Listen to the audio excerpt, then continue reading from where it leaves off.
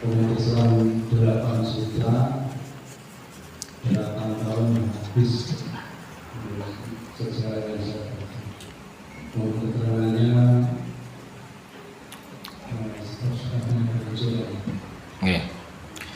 ya, Andalusia itu dulu merupakan negeri Islam dulu.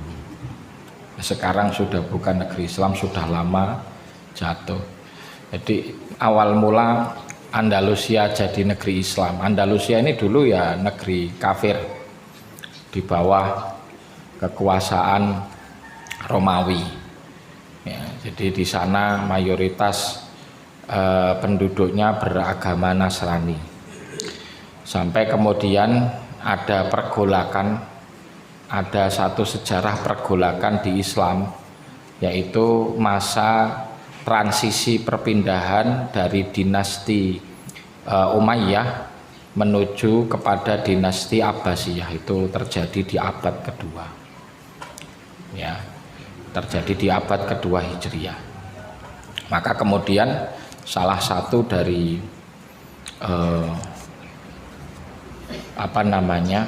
keluarga, kan namanya dinasti itu kan keluarga besar ya, keluarga besar yang mimpin mimpin negara, keluarga besar yang mimpin negara.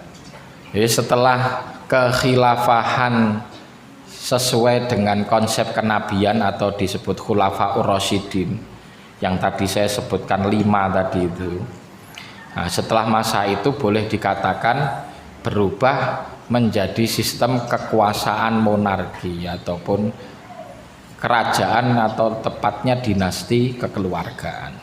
Nah, keluarga yang pertama menguasai itu dinasti atau keluarganya Bani Umayyah. Kabilahnya itu kan anak keturunan Umayyah bin Khalaf. Nah, gitu. Nah, salah satu dari istilahnya keluarga besarnya Bani Umayyah itu yang waktu itu memimpin ada namanya Abdurrahman Ad-Dakhil. Jadi Abdurrahman ini ya dulu salah satu keluarga Bani Umayyah, tapi melarikan diri dari Baghdad karena terjadi pergolakan dan Bani Abbasiyah tidak memperkenankan satupun dari Bani Umayyah yang boleh hidup, sehingga akhirnya harus lari. Nah, dari pelarian itu dia memilih untuk ke arah barat, ya, menggunakan kapal menyeberang terus sampai kemudian, nah itulah mengarah ke Andalusia. Maka di situ kemudian beliau mengumpulkan, ya tentu lari ini nggak sendiri ya, lari dengan pasukannya, dengan loyalisnya. Nah, disitulah beliau kembali menyusun kekuatan hingga kemudian bisa berekspansi ataupun istilah dalam Islam itu ekspansi ini lebih tepatnya futuhat, membuka negeri baru yang dulunya belum di bawah kontrol dan juga kekuasaan Islam, itu dijadikan di bawah kekuasaan Islam. Nah, ini prosesnya nanti bisa dibaca lebih jauh di sejarah, ya, beberapa tokoh juga yang muncul seperti Tariq bin Ziyad, bagaimana dia menyeberangi Teluk Gibraltar dan Jabal Tariq, ada satu bukit di Teluk Gibraltar itu yang kemudian dinamakan Jabal Tariq, itu dinisbatkan kepada Tariq bin Ziyad, ya. Nah, singkatnya kemudian setelah Andalusia itu dikuasai Islam sampai beberapa abad dikuasai Islam, ya, tragisnya kemudian setelahnya direbut sama atau dibalikkan kembali oleh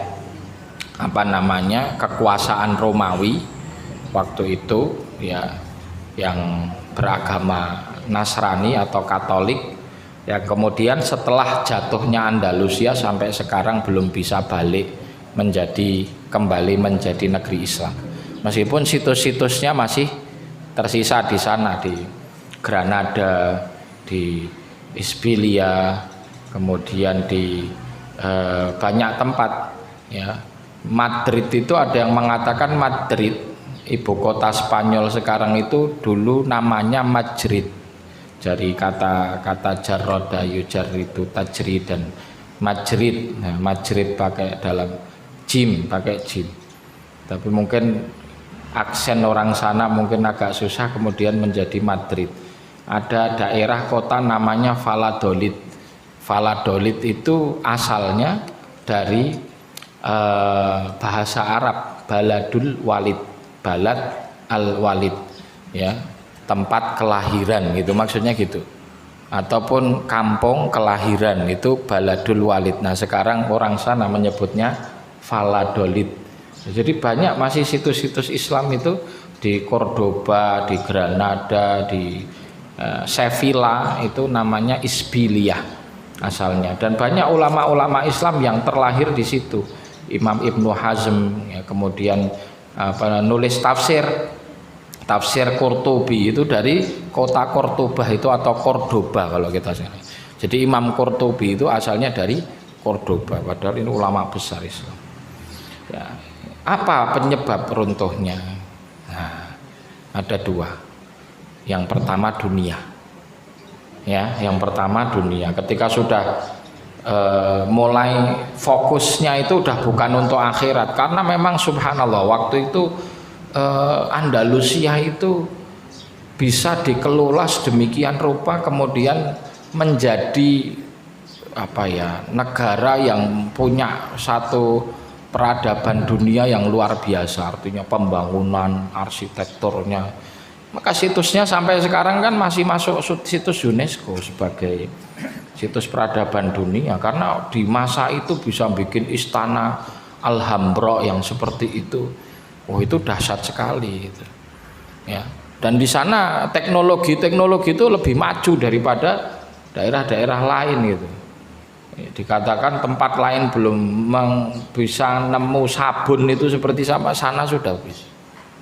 Dan banyak hal, banyak temuan itu dikembangkan di sana. Ya. Nah, justru kenyamanan ini akhirnya menjadikan orang lalai. Akhirnya tujuan hidup itu beralih dari akhirat menuju dunia. Nah, ketika semakin mengarah ke situ berarti semakin marak maksiat. Kemaksiatan semakin marak. Nah, kemaksiatan semakin marak itu menandakan juga kebodohan terhadap ilmu agama semakin menyebar. Ya. Nah, terus kemudian diantara kalau sudah mengarah ke situ, ya kalau sudah efek karena sudah mengarah kepada hubudunya, itu terjadi perpecahan. Di sana dulu ada kerajaan-kerajaan kecil, ya. Ada kerajaan-kerajaan kecil. Ini wilayah ini dikuasai kerajaan kecil ini, yaitu saling perang satu sama lain.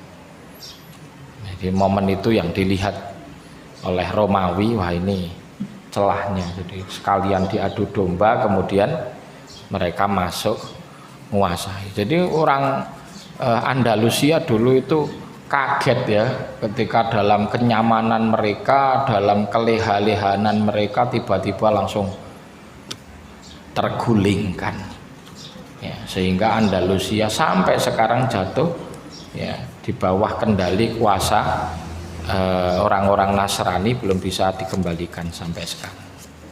Begitu nggih, kalau tadi ditanyakan apa sebabnya.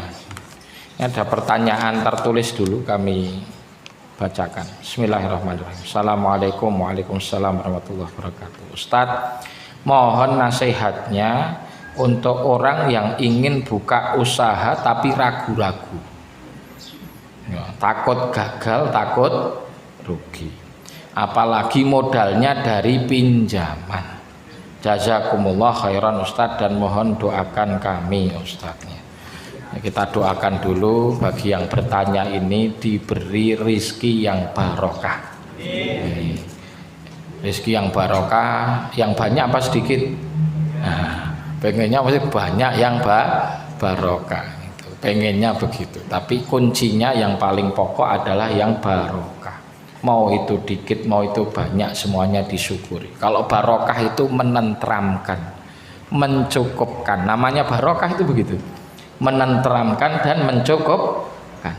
Meskipun hitung-hitungan matematikanya sedikit, tapi mencukupkan. Oh, kok cukup ya, alhamdulillah ya. Meskipun bulanannya sekian tapi cukup buat ini, pas wayai butuh ada duit, itu kan lebih enak seperti itu. Ya kadang sesekali diuji sama Allah, butuh sesuatu belum ada duitnya, tapi sabar, ridho, qanaah ya.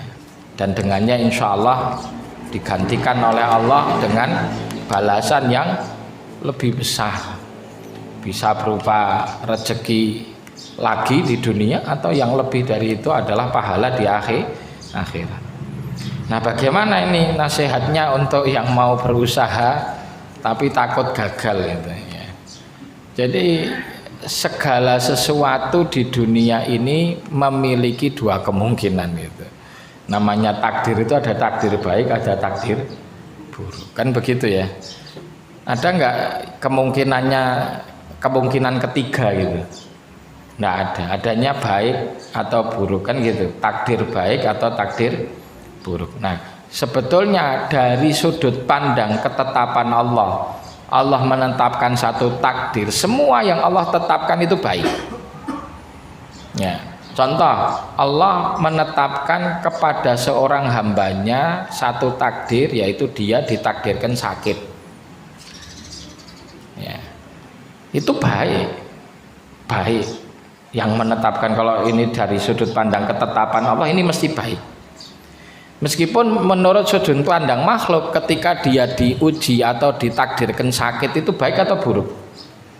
Umumnya loh, melihat buruk. Sakit itu takdir buruk. Kecelakaan di jalan itu takdir baik atau buruk? Buruk. Itu menurut sudut pandang makhluk. Nah, tapi menurut apa yang Allah tetapkan mesti baik, mesti ada hikmah itu di balik itu. Ya. Orang ditakdirkan sakit, hikmah yang mungkin kasat mata saja secara duniawi, oh biar dia berhenti dari kerjaan maksiat ini, nanti urusan ukhrawi. Dari bab ini dulu saja duniawi, dia berhenti dari pekerjaan yang terlalu memforsir. Bisa jadi kalau dia lanjut kerja terus seperti itu, ya itu akibatnya lebih fatal lagi. Tapi dikasih sakit agar istirahat. Orang kan tidak ada yang ngerti.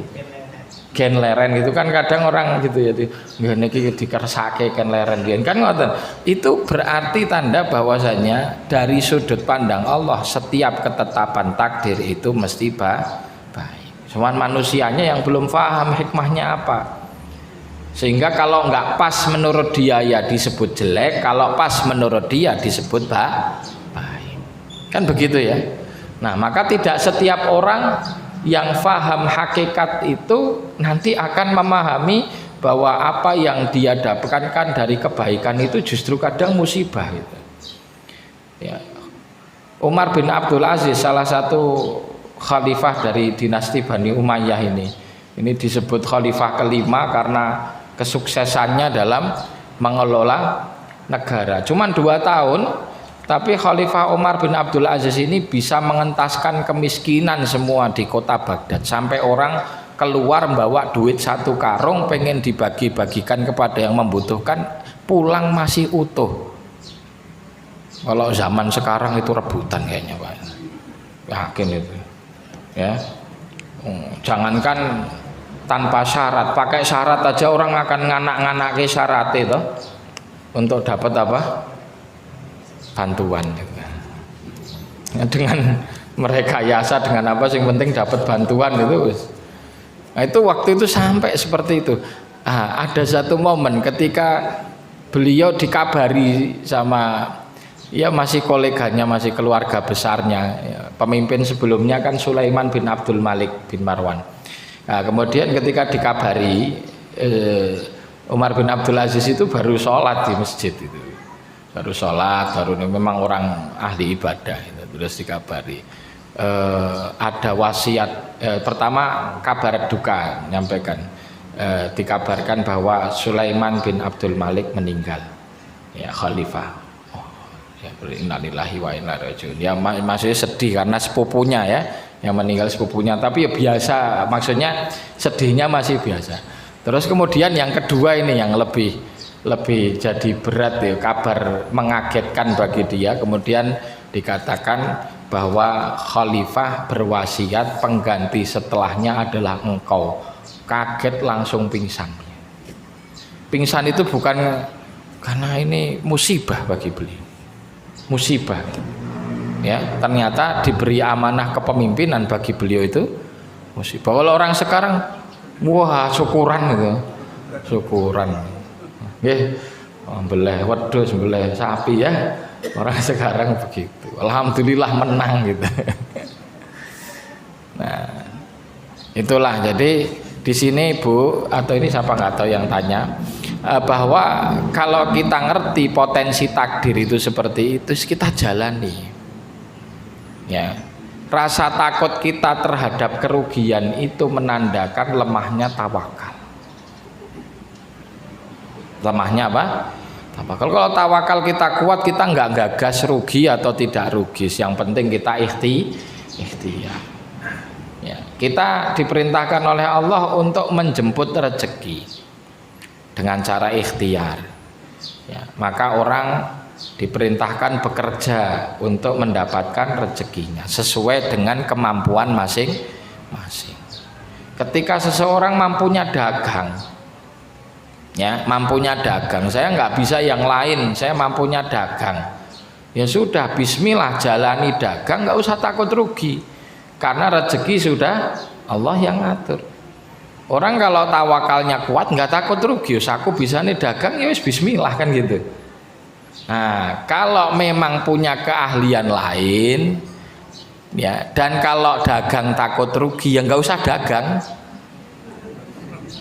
enak tuh. Betul apa betul? Nah, kan betul. Kalau punya keahlian lain dan takut rugi, nggak usah dagang. Nggak, bukan maksudnya keahlian lainnya apa gitu kan. Kan rezeki itu dijemput, rezeki datang kepada kita melalui proses apa, macam-macam, melalui proses hibah, melalui proses warisan, melalui proses transaksi jual beli, juga melalui proses upah atau yang kita kenal sekarang gaji. Kan gitu tuh. Tukang batu, tukang bangunan itu gaji itu Pak. Itu pegawai. Ya, itu nggak beda dengan pegawai kantor sebetulnya. Cuman kalau kantor tempat kerjanya bersih gitu ta. Tapi sama-sama buruh sebetulnya, betul apa enggak? Nah, dalam istilah fikihnya namanya ijarah. Guru pun sama, guru yang kemudian mendapatkan upah atas pengajarannya itu hakikatnya ya buruh taklim gitu istilahnya. Tapi dalam bahasa syariatnya kalau disebut buruh kok kurang pas sekali. Nah, ijarah namanya ijarah, kemudian upahnya ini disebut ujroh. Kalau memang tadi saya katakan, kalau untuk berdagang takut rugi dan punya keahlian yang bisa mendatangkan upah, ya nggak usah dagang. Insya Allah nggak rugi kalau nggak dagang ya, gitu. Tapi tadi kekhawatiran ini ya terlahir dari lemahnya tawakal. Maka sudah bismillah, kalau memang hanya itu yang bisa dijalani untuk menjemput rizki, tawakal sama Allah Subhanahu wa taala. Pertanyaan kedua di sini, bismillah, tanya Ustadz, kisah bagaimana kisah Khawarij. Ini bukan pakai dal. Ini jim apa dal ini? Pokoknya Khawarij gitu. Khawarij dari kata-kata kharij, khuruj, kharaja yakhruju, khurujan, kharijan ya. Jamaknya khawarij. Kharij itu maksudnya yang keluar. Bukan pakai dal. Bagaimana kisah Khawarij yang terjadi di masa Utsman bin Affan? Di masa Utsman bin Affan belum ada Khawarij. Munculnya Khawarij itu di masa sepeninggal Utsman. Pas masanya Utsman belum. Utsman wafat baru itu Khawarij muncul gitu. Ya, kemunculannya di masa Imam Ali radhiyallahu taala anhu. Itu yang saya pahami begitu. Nah, kenapa mereka muncul? Karena mereka melihat bahwasanya pembunuhan Utsman ini adalah merupakan maksiat besar. Nah, ternyata kemudian gara-gara adanya pembunuhan Utsman ini terpecah jadi dua kubu, kubunya Muawiyah dan kubunya Imam Ali. Nah, setelahnya keduanya ini kemudian terjadi peperangan, perang sifin lah. Orang Khawarij mengatakan dua-duanya ini kafir karena memerangi sesama muslim itu maksiat. Akhirnya malah dikafirkan dua-duanya. Jadi orang Khawarijnya ini malah musuhi dua-duanya gitu. Karena salah satu dasar keyakinan orang Khawarij itu pelaku maksiat itu kafir. Pelaku maksiat itu sudah kafir. Nah, maka kemudian Imam Ali mengutus sahabat Abdullah bin Abbas untuk berdiskusi meluruskan pemikiran mereka. Ya, alhamdulillah dengan kecerdasan ya dan juga dengan usaha dari Abdullah bin Abbas ya, sepupu Rasulullah SAW radhiyallahu taala anhuma, maka kemudian sepertiga dari orang Khawarij itu tobat, sepertiganya, 2/3 masih Khawarij kemudian diperangi oleh Imam Ali radhiyallahu taala anhu. Tapi ya masih eksistensinya masih ada terus, dan itu sepanjang masa masih jalan terus seperti itu. Jadi penyimpangan-penyimpangan yang terjadi di masa lalu itu sampai sekarang masih ada. Karena sebetulnya penyakit keumatan ini berulang-ulang. Setiap masa, setiap generasi itu berulang terus. Ya, ingkarus sunnah ya dulu. Kalau dulu kan muncul fenomena nabi palsu itu kan untuk mengingkari sunnah Rasulullah SAW. Terus kemudian pengen memisahkan antara Allah dan Rasulnya, itu sudah dari dulu ada ya, penyakit itu sudah dari dulu ada. Jadi sebetulnya ini berulang-ulang. Dulu ada sekte Mu'tazilah yang menyandarkan segala sesuatu kepada akal. Ya, sekarang juga ada yang begitu. Meskipun namanya bukan Mu'tazilah gitu, tapi pola berpikirnya sama. Nggih, mekaten kurang lebih ini. Jadi,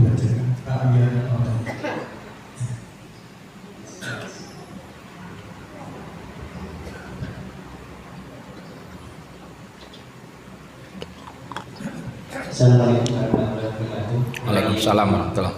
Yang saya tanyakan adalah bagaimana sistem kepemimpinan dalam Islam itu urutannya dulu sahabat, kemudian kalau dirunut sampai sekarang itu bagaimana?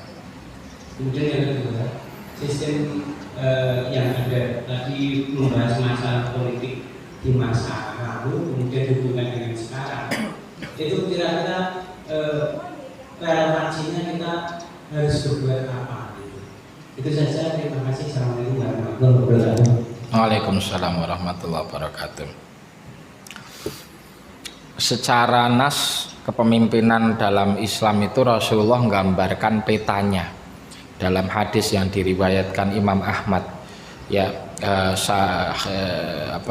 satakunu khilafatun ala manhajin nubuwati ila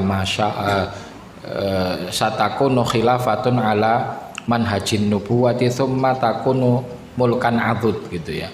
Pertama khilafah ala manhajin nubuwah dan disebutkan 30 tahun, setelahnya adalah mulkan adud, kepemimpinan yang menggigit, ila masya Allah wa an yakun, sampai kepada masa yang Allah tetapkan.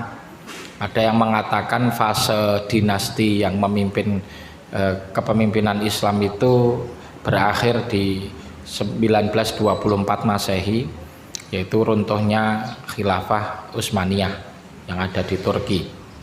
Kemudian setelah itu summataku numulkan jabri ila masya Allahu an yakun antakun.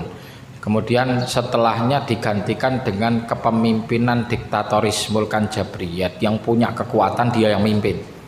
Yang punya kekuatan dia yang mimpin. Kalau sebelumnya kan Mulkan Adud menggigit karena masih di dinasti. Dinasti itu kan kepemimpinan yang menggigit. Dan itu subhanallah bukan hanya di Islam saja, sampai kalau kita melihat di banyak negara-negara atau peradaban lain seperti di Korea, seperti di Jepang, seperti di Cina, itu kan ada dinasti Ming, ada dinasti Han dan seterusnya. Ya. Kemudian setelahnya Mulkan Jabri, ya sekarang ini masanya Mulkan Jabri, kepemimpinan ya sesuai dengan diktatoris itu ya artinya kekuatan yang menjadi. Siapa yang bisa ya kuat? Kuat itu kuat apa ya? Kuat duitnya, kuat duitnya, kuat tentaranya. Di Mesir dulu Husni Mubarak digulingkan 2011. Ya, kemudian diadakan pemilu di sana yang menang Presiden Mursi. Ya, Presiden Mursi ini menang betul-betul menang jujur gitu misalnya, bahwa masyarakat secara voting lebih memilih Presiden Mursi. Orang soleh, masya Allah, hafid Quran, ya kan, ya, menginginkan Mesir itu dipimpin dengan nilai-nilai syariat Islam. Ya, tapi karena nggak punya kekuatan yang dianggap cukup, ya digulingkan lagi sama jenderal militer. Nah, sekarang ini yang jadi presiden di sana jenderal militer namanya As-Sisi. Digulingkan gitu.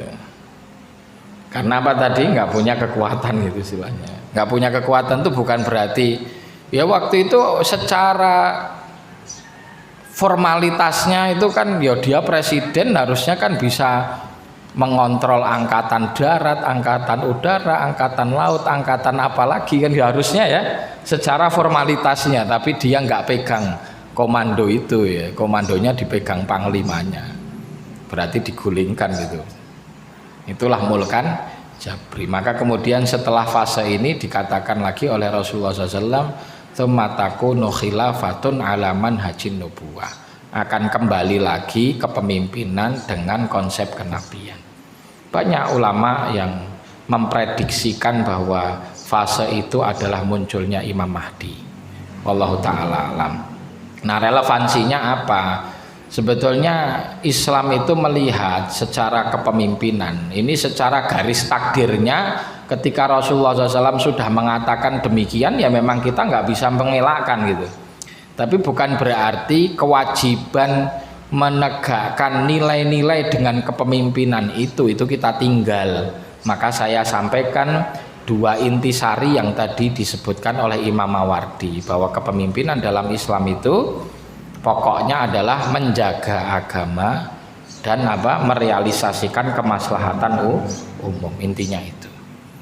Maka tenwagi sampun ini dua pertanyaan terjawab langsung otomatis.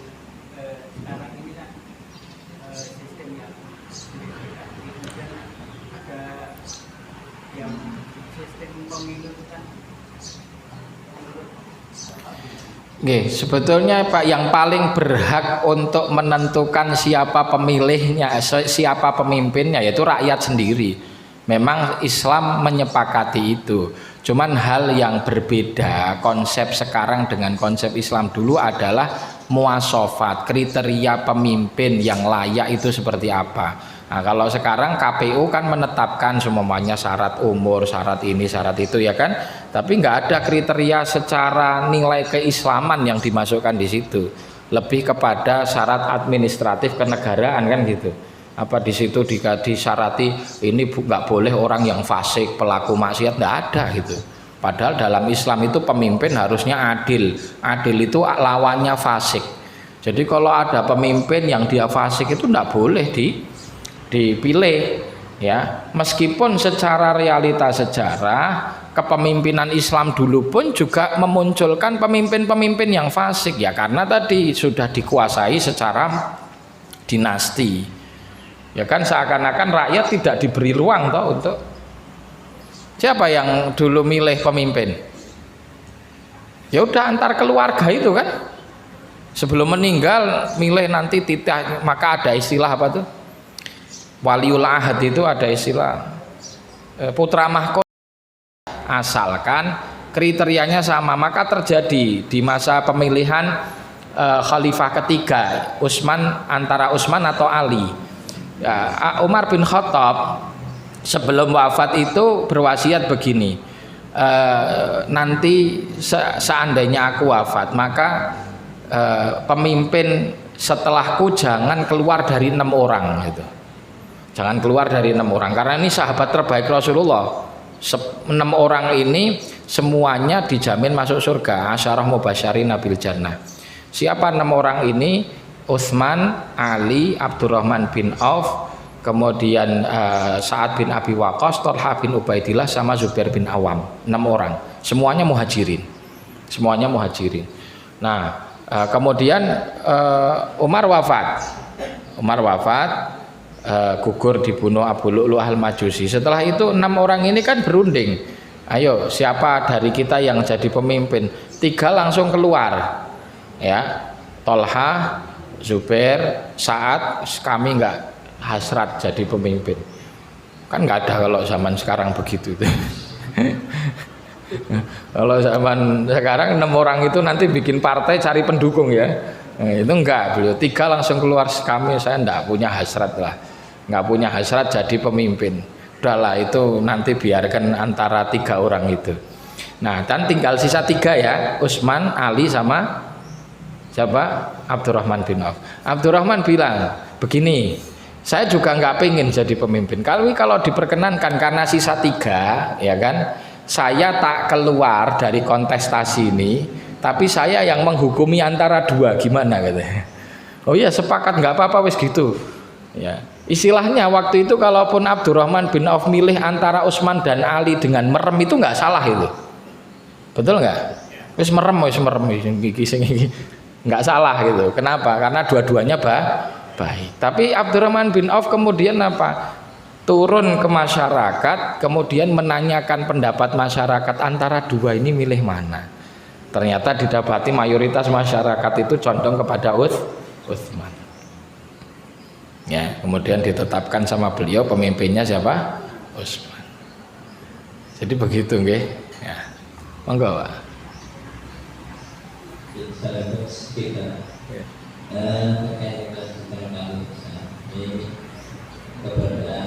Khusus di Indonesia, kalau dulu di kota kita akan memilih partai ada 3 orang berdasarkan, kemudian terpilihlah DPR sekaligus menjadi berdasarkan MPR, kan berdasarkan juga dari itu.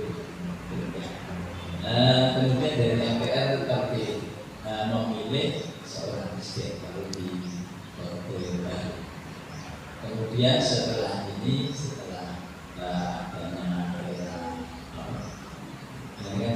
presiden dipilih langsung. Kalau dirilis dari yang disampaikan Ustaz, kelihatannya menurut kami, jadi justru bukan kita kembali, tapi justru kalau dulu milih presiden itu justru diwakili oleh MPR dan adalah seorang presiden. Nah, kami kira menurut kami, jadi menurut kami kok justru kelihatan lebih aneh kalau dihitung dengan sejarah, karena adanya pemilihan setelah mulai ambil pemilih oleh umat. Dan memang dipilih dari orang-orang yang bisa ahlul ahli wal aqdi. Kalau kita itu kelihatannya menurut kami justru diubah itulah MPR yang memilih seorang muslim. Kelihatannya ini pun akan dikembalikan seperti itu. Nah, ini menurut pendapat saya. Assalamualaikum warahmatullahi. Metodologi dan cara itu sebenarnya nggak begitu penting, karena dari pemilihan Abu Bakar, pemilihan Umar, pemilihan Utsman, pemilihan Ali ini berbeda semua metodenya. Pemilihan Abu Bakar itu langsung beat secara umum, pemilihan secara umum, jadi di ruang besar gitu. Mereka berdebat setelah wafatnya Rasulullah, kan berdebat. Pertama berdebat pertama mereka berdebatnya itu apakah diwafatkan dulu, dikebumikan dulu atau pilih pemimpin dulu kan gitu. Kemudian setelah itu siapa yang berhak memimpin? Ya, dari Muhajirin merasa lebih pantas, dari Ansor merasa lebih pantas, rame itu. Ya, terjadi perdebatan. Ya. Dan itu bukan ketamaan mereka terhadap kepemimpinan, bukan. Tapi yang nggak sembarangan ini, soalnya menggantikan siapa? Rasulullah, menggantikan Rasulullah SAW, nggak sembarangan ini. Nah terus sampai ketika kemudian Umar bin Khattab langsung ngangkat tangannya Abu Bakar, terus saya membaiat Abu Bakar sebagai pemimpin. Nah, akhirnya tiba-tiba diikuti sama semuanya, aklamasi, ya kan? Karena sebetulnya nggak ada yang memperdebatkan bahwa Abu Bakar itu orang yang paling dekat, yang paling kalau seumpamanya sudah urusannya tentang keislaman nggak ada yang ngalahkan beliau. Semua hartanya disodakohkan untuk Islam. Umar hanya bisa separuhnya, Utsman hanya sepertiganya, Abu Bakar semuanya. Nah ini artinya level yang memang tidak bisa dipungkiri. Aklamasi udah. Ya, itu caranya, tata caranya begitu. Nah, di masanya Umar bin Khattab radhiyallahu taala anhu, Abu Bakar itu pesan wasiat, ya, yang gantikan setelahku Umar. Nah, ternyata dengan pesan wasiat itu, apa hubungan Abu Bakar dengan Umar? Apakah kolega? Apakah nepotisme? Enggak. Kenapa? Itu pesan itu karena melihat memang tidak ada sahabat setelah dia yang lebih baik daripada Umar. Dan itu sering sekali Rasulullah SAW menyebutkan gitu. Dalam banyak kesempatan Abu Bakar dulu kemudian Umar. Abu Bakar dulu kemudian Umar. Itu banyak di banyak kesempatan. Maka itu sudah jadi ijma kaum muslimin, siapa orang terbaik setelah Rasulullah dari kalangan sahabat? Abu Bakar. Kemudian yang kedua Umar. Nah yang ketiga ini terjadi perbedaan, mana yang lebih afdol antara Utsman dan Ali. Itu terjadi perbedaan, tapi di 1-2 ini nggak ada yang menyelisihi. Pernah Imam Ali itu ditanya sama putranya namanya Muhammad. Ya, tapi bukan yang dari Fatimah, putra dari istri yang lain, Muhammad bin Hanafiyah. Tanya kepada Imam Ali, wahai ayahandaku, siapakah orang terbaik setelah Rasulullah? Imam Ali jawab Abu Bakar. Kemudian siapa lagi? Umar. Kata anaknya ini, nek tak tanya siapa lagi nanti jawab Utsman ini katanya. Habis itu langsung ditembak. Terus engkau ya gitu. Terus engkau gitu. Berarti setelahnya kamu kan gitu. Imam Ali mengatakan saya ini cuman orang biasa dari umat ini gitu. Jadi istilahnya beliau nggak mau. Nah itu terjadi begitu. Maka fase setelahnya tadi pemilihan Utsman bin Affan tadi sudah saya ceritakan. Terus pemilihan Ali, Imam Ali itu juga beat secara spontanitas gitu. Milih secara spontanitas, nggak ada ahlul hali wal aqdinya gitu ya. Nah tapi nggak salah dalam pemilihan itu meskipun caranya berbeda-beda karena standarisasi calonnya benar gitu. Ya. Makanya mau jenengan dibuat konsep A, konsep B, nyatanya Pak Harto dengan konsep MPR dan itu bisa 32 tahun itu kan hebat loh. Itu by design atau tanpa desain? By design toh sudah jelas by design. Gimana? Ya asalkan MPR-nya sudah semuanya dikondisikan milih A, ya jadi milih A. Kan sama saja sebetulnya, ya kan? Nah, jadi yang milih siapapun asalkan standarisasi calonnya itu benar gitu. Seumpama ada karakter seperti sahabat Utsman dan sahabat Ali, ya. Terus kita umat Islam, masyarakat Indonesia suruh milih itu. Jenengan masuk TPS masih bingung atau sambil merem? Sambil merem bener semua ya. Sambil bener. Kalau boleh mimpin 2 orang ya dua-duanya mimpin, tapi kan cuma satu sambil merem saat toblos sih nggak salah gitu. Jadi nggak perlu kampanye, nggak perlu kita menyadarkan kepada umat bahwasanya yang pemimpin yang baik itu begini, ini orang baik semua sudah. Kriteria seperti itu nggak perlu bingung gitu. Nah, jadi sebetulnya yang paling pokok di situ. Maka kalau kita belajar tentang fikih kepemimpinan itu seperti di kitab Ahkam Sultaniyah Imam Mawardi, atau ada kitab Al-Islam miliknya Said Hawa kalau nggak salah. Ya, nah nanti didapati bahwa di situ yang paling pokok itu justru sifat-sifat pemimpinnya ini seperti apa. Syarat untuk menjadi pemimpin itu harus memiliki sifat-sifat apa saja, itu yang paling penting. Kalau KPU-nya itu memiliki ketegasan dalam menerapkan sifat-sifat itu, kita enak, Pak. Ya, jadi justru proses yang paling pokok itu verifikasi calon pemimpin, itu yang paling pokok. Kalau setelahnya asalkan itu proses itu benar, mau kampanye lah mau nggak kampanye, kita nggak usah pakai gagas, masuk merem aja insya Allah benar itu. Kalau proses verifikasinya benar. Tapi verifikasi itu kan juga bisa dikondisikan toh. Begitu akhirnya. Kalau bagi saya nggak begitu nggak begitu berpengaruh mau dengan sistem voting langsung atau mau pakai model MPR. Jelas. Kemudian terkait dengan kriteria kita tahu kemudian kita tidak memilih atau ya, sebetulnya kan kalau pertimbangan sudah memilih atau nggak memilih, nanti kita melihatnya juga dihadapkan antara maslahat dan madharat. Kalau dengan memilih dan tidak memilih itu sama-sama maslahat, maka pertimbangannya maslahat mana yang lebih besar. Apakah dengan memilih maslahatnya lebih besar atau dengan tidak milih maslahatnya lebih besar. Kalau perbandingannya antara madharat dan madharat, kalau perbandingan antara maslahat dan madharat jelas. Kalau A maslahat, B madharat, ya namanya orang berakal mesti milih yang maslahat. Tapi yang problem tuh maslahat semuanya atau madharat semuanya. Nah, ketika madharat semuanya, maka dipilih mana yang paling ringan madharatnya. Kalau dengan milih itu lebih ringan madharatnya, ya bismillah milih. Kalau dengan tidak milih itu lebih ringan madharatnya, ya monggo tidak milih, begitu. Iya. Saudara, masalah kepemimpinan pelik dari awal sampai akhir Ustaz membicarakan tentang kepemimpinan, tidak menyebutkan satupun kepemimpinan perempuan. Nah, di Indonesia itu ada istilah emansipasi asik.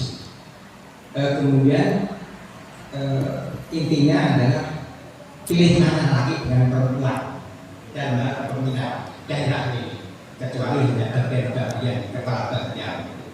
Karena apapun ceritanya, kepintaran seorang perempuan di dalam memimpin daerah itu terbatas, sangat terbatas. Silakan lagi calon kepemimpinan itu mengendorse dengan yang lain ini tidak mandiri. Intinya adalah pilih mana laki dengan perempuan. Kalau tadi masuk ke syarat, disyarati di dalam Islam pemimpin harus laki-laki. Itu ada syarat ketentuannya, bahwasanya dzukurah. Ya, sebagaimana dalam sholat haram hukumnya seorang wanita mengimami makmum laki-laki, haram, sholatnya nggak sah. Kalau sampai terjadi yang ramai waktu itu di Zaitun ya dah, yang mana itu ramai Zaitun itu nggak sah sholatnya. Ya, perempuan kok mengimami laki-laki itu tidak sah, karena syarat kepemimpinan bahwa dalam imamatus sholah atau juga dalam imamatus daulah, kepemimpinan negara, itu syaratnya dalam Islam sebetulnya adalah pemimpin itu harus laki-laki. Nah, kemudian kita dihadapkan karena pensyaratan itu bukan jadi standar, karena negara kita ini juga mengadopsi emansipasi wanita gitu ya istilahnya. Jadi juga tidak menutup wanita boleh jadi pemimpin. Nah, mana yang dipilih antara pemimpin laki-laki atau pemimpin wanita? Kalau melihat dari kacamata syarat tadi, harusnya kan tidak masuk, tapi ini masuk untuk nanti masuk kontestasi. Kalau sudah ada di titik itu, kembalinya kepada maslahat dan madharat yang tadi saya katakan. Kaidahnya kembali ke situ. Ya, karena kita sudah dihadapkan dengan satu pilihan situasi, ya. Tapi kalau secara idealisme harusnya tidak. Rasulullah SAW bersabda, lan yufliha qaumun amarathum imra'atuhum. Tidak akan makmur, tidak akan baik satu kaum yang dipimpin oleh perempuan di antara mereka. Wallahu ta'ala alam.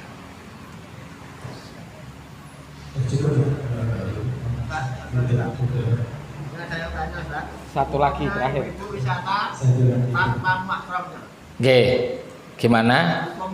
Hukum ibu-ibu yang wisata luar kota tidak sama mahramnya gimana? Hukum ibu-ibu berwisata tanpa mahram ya. Ini umumul balma, saya mau jawab rada angel ini. Saya sampaikan begini saja, saya jawab ini permasalahan yang jelas nas fikihnya ada gitu. Kalau itu nas fikihnya itu memang rada angel itu. Nas fikihnya ada untuk perjalanan haji atau umroh dalam madhab Syafi'i. Ini haji umroh ini kan perintah wajib ya, ini yang jadi masalah. Sedangkan piknik itu kan bukan perintah wajib tuh itu. Wajib menurut orang sekarang itu jadi kebutuhan wajib kata orang sekarang. Kalau enggak healing stres katanya. Nah, kalau dalam fikih Syafi'i itu perjalanan haji atau umroh, ya haji atau umroh itu dibagi jadi dua. Ada haji wajib dan umroh wajib, ada haji sunnah, umroh sunnah. Loh gimana? Haji pertama kali itu statusnya haji wajib. Sebagaimana umroh pertama kali dalam madhab Syafi'i itu statusnya wajib bagi yang mampu maksudnya. Ya, artinya ketika seseorang itu menjalankan umroh pertama kali atau haji pertama kali yang statusnya masih wajib baginya, maka diperkenankan seorang wanita safar umroh ataupun haji tanpa mahramnya dengan syaratnya dibarengi minimal 3 atau 4 wanita lain. Ya, ada dua perbedaan dalam madhab Syafi'i. Pendapatnya Imam Romli itu 3 cukup. 3 itu sama dia maksudnya. Ngapunten, 3 itu sama dia. Jadi berarti ditemani lagi 2 orang lagi. Ya, sedangkan Imam Ibnu Hajar Al-Haytami itu nambahkan syaratnya 1 lagi jadi 4. Gitu nggih. Ini kalau status umrohnya wajib. Umroh ataupun haji wajib itu juga berlaku apabila nazar. Aslinya pernah haji, aslinya pernah umroh, tapi kemudian nazar, ya demi Allah kalau saya dapat rezeki tahun depan saya mau umroh, itu contohnya. Itu nazar. Ya, berjanji atas nama Allah Subhanahu wa taala untuk mengerjakan satu amalan. Mewajibkan kepada dirinya sendiri untuk mengamalkan sesuatu yang tidak wajib, itu namanya nazar. Kalau sudah pernah umroh kan status umroh bagi dia sudah nggak wajib kan, tapi karena dia mewajibkan bagi dirinya sendiri dengan nazar jadi wajib. Itu juga masuk kategori yang boleh tadi tanpa mahram. Selain itu nggak boleh. Safar umroh, safar haji sunnah dan tidak terikat dengan nazar itu tetap harus dibersamai mahram. Nah, maka dilematiknya itu tadi yang ditanyakan bukan haji umroh itu loh, piknik itu loh. Jadi saya yang jawabnya angel itu. Wallahu taala alam. Mekaten. Nggih. Baik, barakallahu fikum. Sampun nggih niki, semoga bermanfaat majelis kita di kesempatan pagi hari ini. Ke depan meskipun prolognya apa, kalau ada yang mau nanya di bab yang lain ampun pekewuh gitu. Jangan semuanya nanti saya prolognya masalah bab kepemimpinan yang ditanyakan harus itu. Maka boleh tadi nanya piknik, boleh nanya dagang, boleh nanya apa boleh ya. Assalamualaikum warahmatullahi wabarakatuh.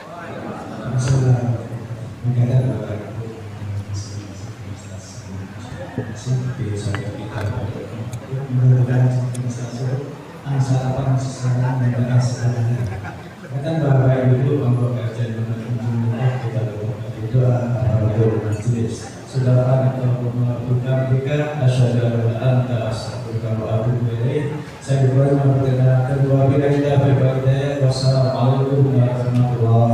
wabarakatuh.